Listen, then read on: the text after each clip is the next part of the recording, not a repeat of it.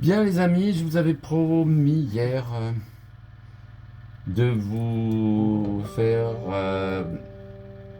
de vous narrer la parabole de l'enfant prodigue. Vous connaissez peut-être. Moi, c'est une des plus belles paraboles de l'Évangile. Alors, vous la connaissez certainement.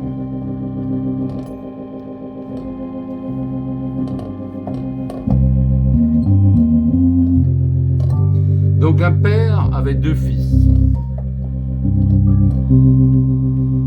L'aîné et le cadet. Il les aimait les deux, bien sûr. Et les deux fils l'aimaient également. Un jour, le plus jeune est venu voir son père et a dit « Écoute papa, moi, j'ai envie de mener grande vie. J'ai envie de visiter le monde. J'ai envie de découvrir la terre entière, des pays inconnus, des contrées imaginaires. Je veux croquer la vie à pleines dents. Papa, donne-moi mon héritage et j'irai sur les chemins. » Le père lui a donné l'argent. Voilà, fils, prends, c'est à toi. Tu l'as hérité, fais-en bon usage. Et le fils est parti, presque sans se retourner.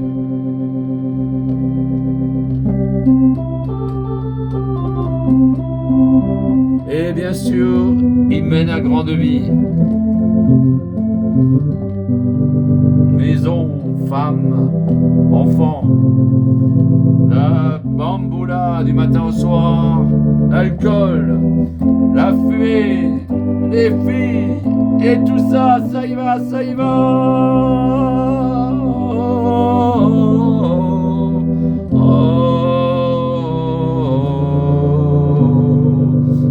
Mais même les pactoles les plus élevés ne sont pas infinis.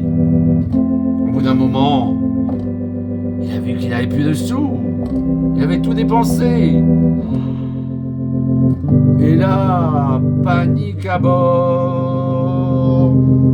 Il va aller voir un paysan et dit « Voilà, fais-moi travailler. Qu'est-ce que t'as comme boulot ?» L'autre lui dit « J'ai que des cochons à garder. Si tu veux, tu peux nourrir les cochons. » Il a accepté parce qu'il n'avait pas le choix. Et il donnait à manger aux cochons. Et parfois il leur aurait même piqué leur pâté. Tellement il avait rien dans le ventre. Et tellement il était tombé bas. Si bas, si bas, si bas, si bas. Après il a réfléchi. Il a dit « Mon père a des cochons. Je vais retourner chez mon père. Je vais demander pardon et je vais lui dire « Papa, j'ai péché contre le ciel et contre la terre, mais reprends-moi. Prends-moi comme cochonnier et je vais garder tes cochons. » Et c'est ce qu'il fit. Il se mit en route et fit le chemin dans l'autre sens. Longtemps il marchait, il marchait, il marchait, il marchait. Et tout à coup, il est arrivé à la propriété. Très loin, son père l'a vu venir. Il dit « C'est mon fils !» Et il dit à ses serviteurs « Vite, vite, vite, mettez la table, tuez le veau gras. Mon fils qui est de retour, mon fils qui est parti est de retour. Vite, dépêchez-vous !» Et le fils arrive et il se prosterne aux pieds de son père et lui dit « Papa, j'ai péché contre le ciel et la terre. Pardonne-moi et reprends-moi, je vais travailler pour toi. Papa, pardon, pardon. » Et le père l'a relevé très très vite. Il dit « Lève-toi mon fils et mets cet habit. » Et puis il a mis un habit blanc.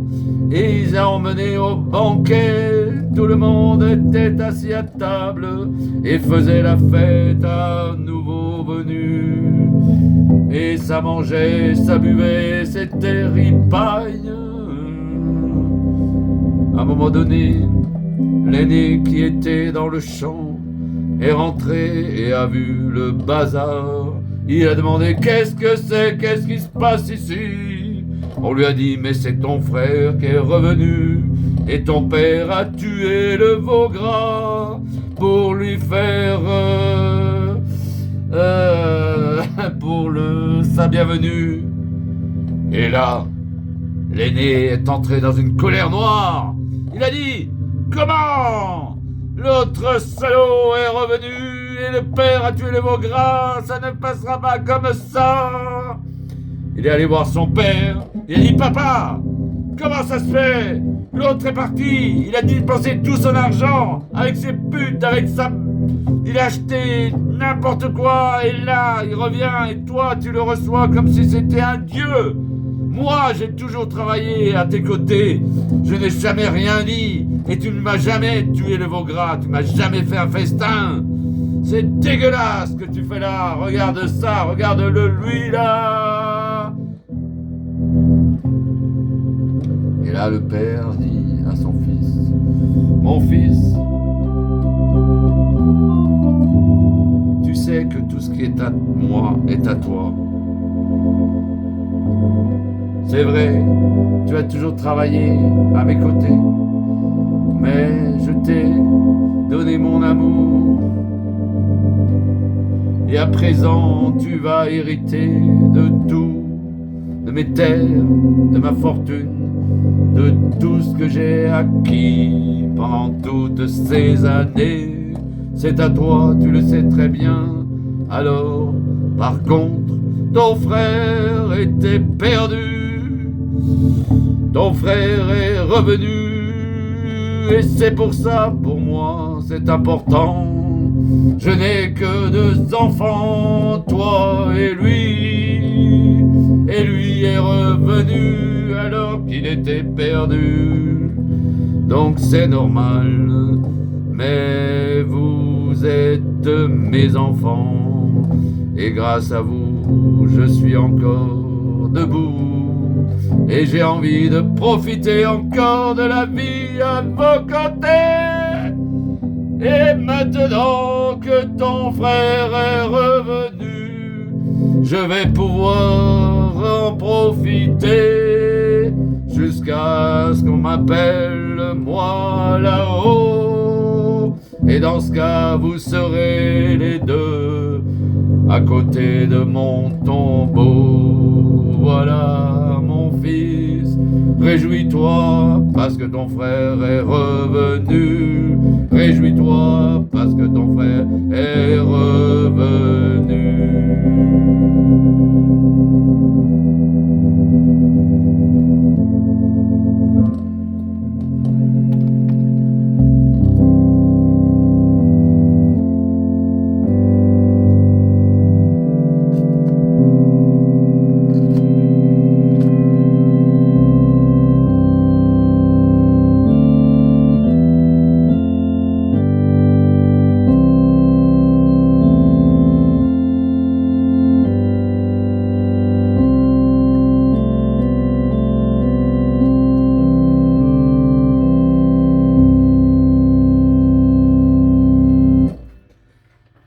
Voilà cette très belle parabole de l'Évangile qui, en peu de mots, dit tout.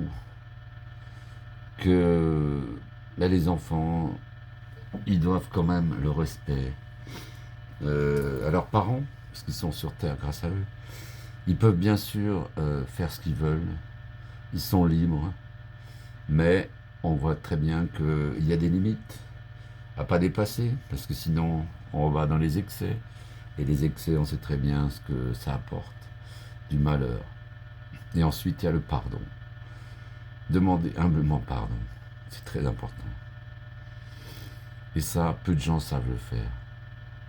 Je parle de mon entourage, demander pardon et donner le pardon comme le père l'a fait, et le fils aîné aussi a compris la leçon. Et on peut dire que ces trois-là, tout va bien pour eux. Voilà, je vous souhaite d'être heureux heureuse des colibris.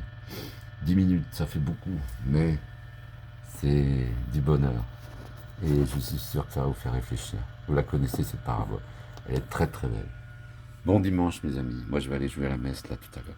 C'est le premier dimanche de l'Avent. Vous savez ce que c'est, l'Avent? C'est la période où on commence à préparer Noël. Donc, il y a 4 dimanches. 4 dimanches de l'Avent. Nous, on chante des chansons, on commence à chanter des chansons de Noël. Venite adoremus, notamment. Allez, je vous embrasse. Bisous.